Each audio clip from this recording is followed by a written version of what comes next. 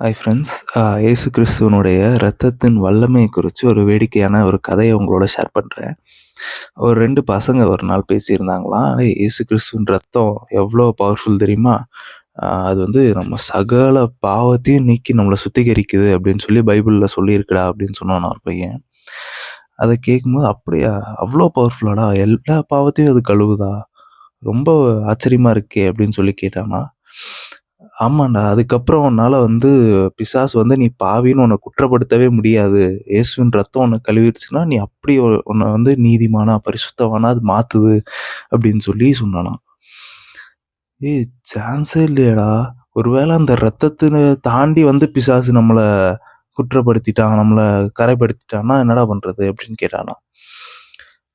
டேய், அப்படி பைபிள்ல எதுவும் சொல்லலடா. இயேசு கிறிஸ்துவின் ரத்தம் நம்மள சுத்திகரிக்குதுன்னு தான்டா சொல்லியிருக்காங்க.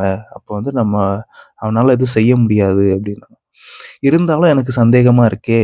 ஒருவேள அவன் என்ன பாவியாக்கிட்டான்னா என்ன பண்றது? அந்த ரத்தத்தின் வழியா அவன் வந்து என்ன பாவியாக்கிட்டான்னா என்னடா பண்றது? அப்படின்னானாம். ரத்தத்தையும் தாண்டி வந்துட்டான்னா என்ன பண்றது?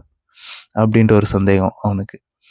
அதுக்கு இந்த பையன் பதில் சொன்னானா, அப்படி ஒரு வேள ரத்தத்த தாண்டி வந்து உன்ன தொடணும்னு நெனச்சானா, அந்த ரத்தம் அவன் மேல படும்போதே பிசாசா இருந்தாலும் அவன் ரட்சிக்கப்பட்டுருவான்டா அப்படின்னு சொல்லி சொன்னானாம்.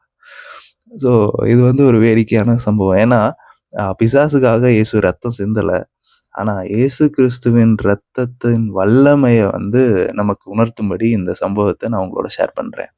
ஒருவேள உங்க லைஃப்ல ஏதாவது உங்க லைஃப்ல ஏதாச்சும் ஒரு ஆ விஷயம் உங்கள இது பண்ணிட்டே இருக்கு, ஹர்ட் பண்ணிட்டே இருக்கு.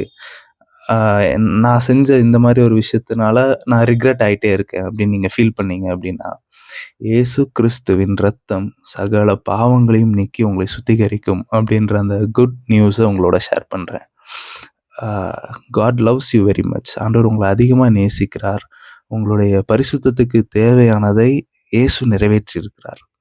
அத நீங்க மனப்பூர்வமாய் விசுவாசிச்சு, இயேசுவே அந்த ரத்தம் என்னை கழுவி சுத்திகரிக்கட்டும்னு ஜெபம் பண்ணி, உம்முடைய அந்த சுத்தமான கிருபைய நான் பெற்றுக்கொள்கிறேன் அப்படின்னு நீங்க சொல்லுங்க. இனி நான் வந்து கில்ட்டா இருக்க மாட்டேன், ரிக்ரெட் பண்ண மாட்டேன். ஏன்னா உங்க ரத்தம் என்ன கழுவிருச்சுப்பா, உமக்கு நன்றி அப்படின்னு சொல்லுங்க. நிச்சயமா உங்களுடைய ஆசீர்வாதத்த நீங்க அனுபவிப்பீங்க. God bless you.